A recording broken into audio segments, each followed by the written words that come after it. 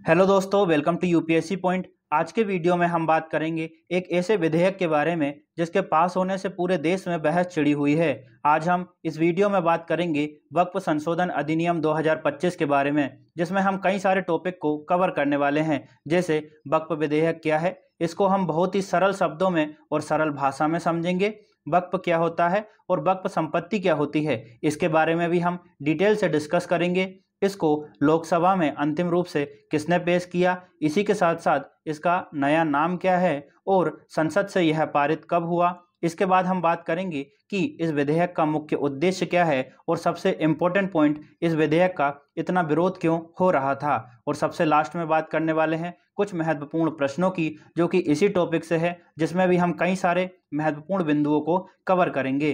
तो चलिए अब डिटेल की बात करते हैं। सबसे पहले जानेंगे वक्फ संपत्तियां आखिरकार क्या होती है। तो देखिए दोस्तों, जब कोई व्यक्ति अपनी जमीन, मकान, दुकान या कोई भी अचल संपत्ति को समाज सेवा या धार्मिक उद्देश्य से अल्लाह के नाम पर दान कर देता है तो उसको क्या कहते हैं, वक्फ संपत्ति। इस्लाम धर्म में इसको एक पवित्र और स्थायी दान माना गया है, जो सिर्फ मस्जिद, स्कूल, अस्पताल या गरीबों की मदद जैसे नेक कामों के लिए ही इस्तेमाल की जाती है। अब जानते हैं वक्फ क्या होता है। तो वक्फ का मतलब किसी चीज़ को अच्छे काम के लिए स्थायी रूप से समर्पित कर देना। आपको इतना समझ आ गया होगा कि वक्फ संपत्ति क्या होती है और वक्फ क्या होता है। थोड़ी और डिटेल देखते हैं।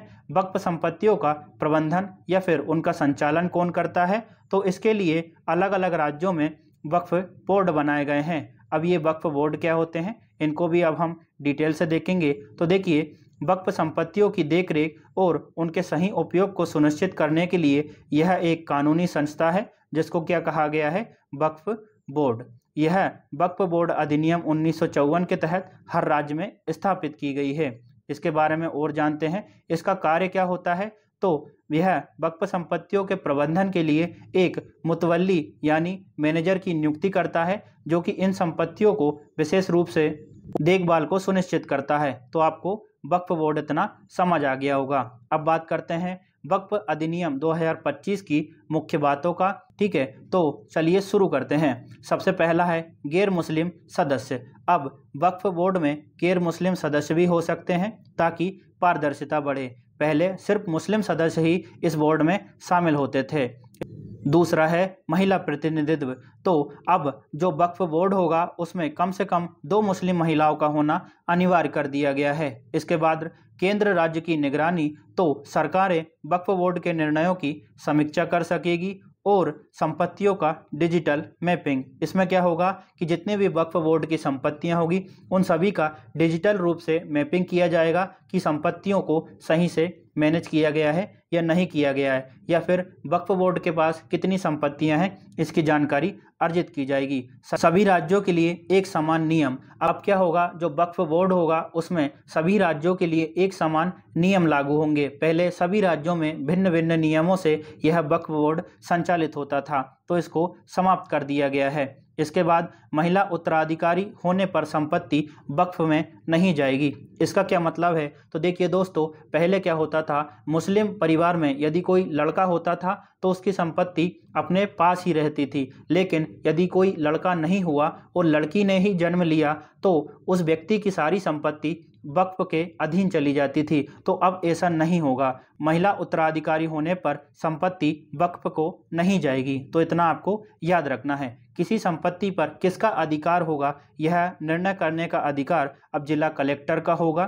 ठीक है, पहले ट्रिब्यूनल का था, अब क्या होगा, जिला कलेक्टर का। इसी के साथ साथ यदि कोई व्यक्ति वक्फ बोर्ड के निर्णय से असंतुष्ट है तो अपनी आपत्ति वह कोर्ट में दर्ज कर सकता है, लेकिन पहले ऐसा नहीं था, तो इसमें परिवर्तन किया गया है। इसी के साथ साथ वक्फ पंजीकरण की प्रक्रिया को बहुत ही सरल तरीके से और सुचारू रूप से किया जाएगा। इसके लिए एक केंद्रीय पोर्टल और डेटाबेस की स्थापना की जाएगी ताकि पंजीकरण जो है वह सुव्यवस्थित किया जा सके।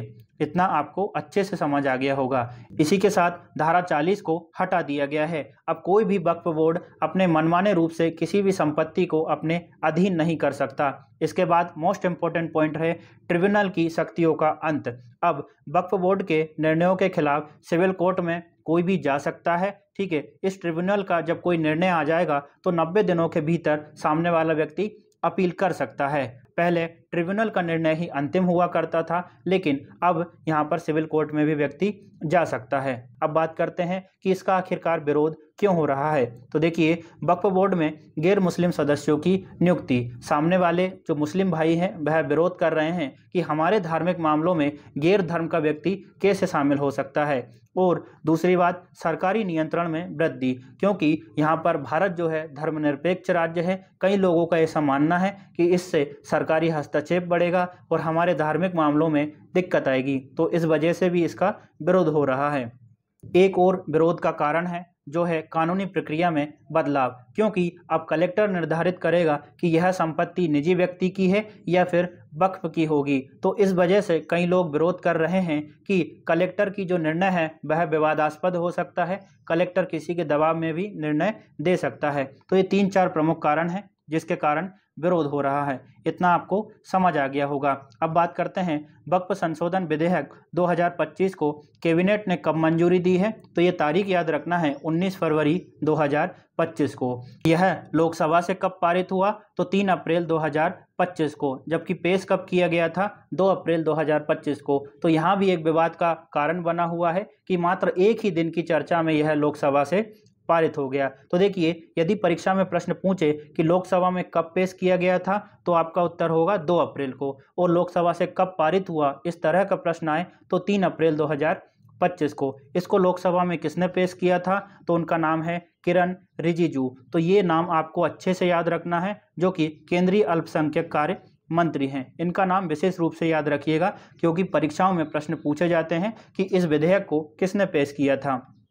राज्यसभा से कब पारित हुआ, तो यह 4 अप्रैल 2025 को राज्यसभा से पारित हुआ और यह 3 अप्रैल को पेश किया गया था। ठीक है, अगला इंपॉर्टेंट पॉइंट है कि राष्ट्रपति की स्वीकृति कब मिली। तो इसकी स्वीकृति मिली है 5 अप्रैल 2025 को। तो ये जितनी भी डेट है ना, उनको आप नोट डाउन कर लीजिएगा, क्योंकि अक्सर तारीख से परीक्षाओं में प्रश्न देखे गए हैं। और अंतिम रूप से इसका उद्देश्य क्या है, तो वक्फ संपत्तियों के कामकाज को सुव्यवस्थित करना और पारदर्शिता और जवाबदेही सुनिश्चित करना इसका मुख्य उद्देश्य है। कुछ और भी महत्वपूर्ण तथ्य हैं। देखिए, वक्फ संशोधन विधेयक 2025 को संसदीय संयुक्त समिति ने कब मंजूरी प्रदान की थी, तो 30 जनवरी 2025 को। और इस संयुक्त संसदीय समिति के अध्यक्ष कौन थे, तो जगदम्बिका पाल इसके अध्यक्ष थे। ठीक है, तो इतनी बातें इसमें और भी याद रखना है।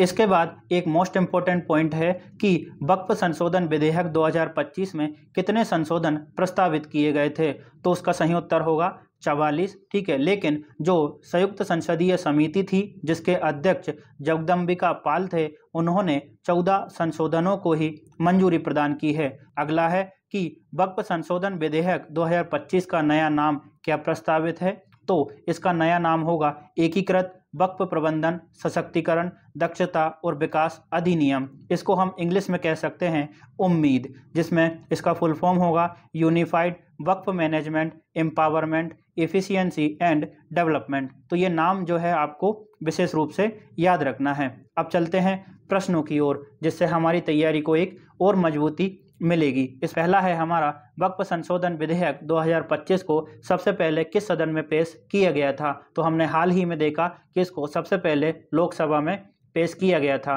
तो इसका सही उत्तर होगा ऑप्शन ए, लोकसभा। इसके बाद बढ़ते हैं, वक्फ संशोधन विधेयक 2025 का मुख्य उद्देश्य क्या है, तो इसका सही उत्तर होगा ऑप्शन डी, वक्फ संपत्तियों का संरक्षण और पारदर्शिता को बढ़ाना। अगला इंपॉर्टेंट प्रश्न है, इस विधेयक में संपत्ति वक्फ घोषित करने के लिए कितने साल तक इस्लाम का पालन करना अनिवार्य है, तो इसका सही उत्तर होगा ऑप्शन ए, 5 साल। देखिए, ये जो तथ्य यहाँ पर कवर किए गए हैं वो भी आपके एग्जाम के लिए काफ़ी इंपॉर्टेंस रोल प्ले कर सकते हैं, यहाँ से प्रश्न बन सकते हैं, तो अच्छे से इनको पढ़िएगा। अगले प्रश्न की ओर बढ़ते हैं, विधेयक में वक्फ बोर्डों में सदस्यों की न्यूनतम संख्या कितनी निर्धारित की गई है, तो इसका सही उत्तर होगा ऑप्शन बी, 7 सदस्य। अब वक्फ बोर्ड में 7 सदस्य होंगे, जिसमें गैर मुस्लिम सदस्य भी शामिल होंगे और 2 महिलाएं भी शामिल होंगी। अगला प्रश्न भी है, काफ़ी इंपॉर्टेंट है, विधेयक में कितनी महिला सदस्यों का शामिल होना निर्धारित किया गया है,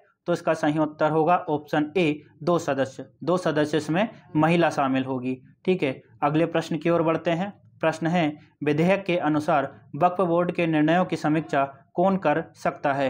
तो इसका सही उत्तर होगा ऑप्शन डी उच्च न्यायालय। अब सामने वाला व्यक्ति उच्च न्यायालय में भी जा सकता है ट्रिब्यूनल के निर्णयों के बाद में। ठीक है, और ट्रिब्यूनल के निर्णयों के मात्र 90 दिनों के अंदर ही उसको अपील करना पड़ेगा उच्च न्यायालय में। तो ये आपको विशेष रूप से याद रखना है। चलिए आगे बढ़ते हैं, अगले प्रश्न को देखेंगे। वक्फ संशोधन विधेयक 2025 में किस धारा को हटाया गया है? तो इसमें हो गई धारा 40। ये धारा 40 में वक्फ के जो मनमाने निर्णय थे उनको अब समाप्त कर दिया गया है। ठीक है, तो धारा 40 को इसमें हटा दिया गया है। अगले इंपॉर्टेंट प्रश्न की ओर बढ़ते हैं। वक्फ संशोधन विधेयक 2025 को किसने भविष्योन्मुखी कहा है? देखिए, हमारे परीक्षाओं में अक्सर प्रश्न पूछे जाते हैं कि निम्न में से यह कथन किसने कहा है। तो ये वाला याद रखना है कि वक्फ संशोधन विधेयक 2025 को किसने भविष्य उन्मुखी कहा है? तो इसका सही उत्तर होगा किरेन रिजिजू। इन्होंने ही लोकसभा में इस विधेयक को पेश किया था, तो इनका नाम आपको विशेष रूप से याद होना चाहिए। अगले प्रश्न को देखते हैं। विधेयक के अनुसार वक्फ बोर्डों की वित्तीय रिपोर्टिंग कितनी बार होनी चाहिए? तो इसका सही उत्तर है कि इनकी रिपोर्टिंग वार्षिक रूप से की जाएगी, डिजिटल रूप से मैपिंग की जाएगी। तो ये आपको इसमें याद रखना है। अगले प्रश्न को देखते हैं। अगला प्रश्न है, वक्फ संशोधन विधेयक 2025 के बोहरा और आगा खानी समुदाय के लिए क्या प्रावधान किए गए हैं? देखिए, ये जो बोहरा और आगा खानी समुदाय है यह मुस्लिम समुदाय का ही एक हिस्सा है। तो उनके लिए क्या प्रावधान है? उनके लिए अलग से वक्फ बोर्ड का निर्माण होगा। तो इसका सही उत्तर होगा ऑप्शन बी पृथक वक्फ बोर्ड का निर्णय लिया गया है। देखिए दोस्तों, इसमें बहुत सारे तथ्य अलग हैं जो कि आपके लिए बहुत इंपॉर्टेंट रोल प्ले कर सकते हैं। अगला इंपॉर्टेंट प्रश्न है, विधेयक के अनुसार वक्फ बोर्डों के अध्यक्ष का चयन कैसे होगा? तो इसका सही उत्तर होगा ऑप्शन ए बोर्ड के सदस्यों द्वारा ही चुनाव किया जाएगा। बोर्ड में कितने सदस्य होंगे? टोटल 7 सदस्य होंगे, जिसमें गैर मुस्लिम सदस्य भी शामिल होंगे। इसी के साथ साथ 2 महिला भी शामिल होगी और उन्हीं सदस्यों में से एक को अध्यक्ष बनाया जाएगा। तो ये आपको विशेष रूप से याद रखना है। ठीक है, इसमें सरकार की कोई भूमिका नहीं होगी। अगला इंपॉर्टेंट प्रश्न है, वक्फ संशोधन विधेयक 2025 में किस अधिनियम में संशोधन किया गया है? मतलब ये जो वक्फ संशोधन अधिनियम 2025 है, इसके माध्यम से जो पुराना अधिनियम था वह कौन सा था जिसमें संशोधन किया है? तो वह था वक्फ अधिनियम 1995। इसमें संशोधन किया गया है। ठीक है, तो ये आपको याद रखना है यदि इस तरह का प्रश्न आता है तो। अगला प्रश्न है, राष्ट्रपति द्रौपदी मुर्मू ने वक्फ संशोधन विधेयक 2025 पर कब हस्ताक्षर किए हैं? तो इसका सही उत्तर होगा ऑप्शन सी 5 अप्रैल 2025 को। देखिए, यह 3 अप्रैल को लोकसभा से पारित हुआ, मात्र एक ही दिन में। ठीक है, 2 तारीख को यह पेश किया गया था। फिर 4 अप्रैल को यह राज्यसभा से पारित हुआ, है ना। 3 अप्रैल को वहां पर पेश किया गया था और 5 अप्रैल को इस पर राष्ट्रपति ने हस्ताक्षर कर दिए। मतलब यह अधिनियम बन गया। मात्र 2 दिन की चर्चा के बाद ही यह अधिनियम बना है। ठीक है, तो ये आपको याद रखना है। अगले प्रश्न की ओर बढ़ते हैं। प्रश्न है, वक्फ संशोधन विधेयक 2025 के अनुसार वक्फ संपत्तियों का पंजीकरण अब किसके पास अनिवार्य होगा? तो इसका सही उत्तर होने वाला है हमारा ऑप्शन बी जिला कलेक्टर। ठीक है, तो ये आपको याद रखना है। अगले प्रश्न की ओर बढ़ते हैं। प्रश्न है, वक्फ संशोधन विधेयक 2025 में कुल कितने संशोधन प्रस्तावित किए गए थे? तो इसका सही उत्तर होगा ऑप्शन ए 44, जिसमें से 14 को मान्यता मिली है और 14 के आधार पर ही पारित किया गया है।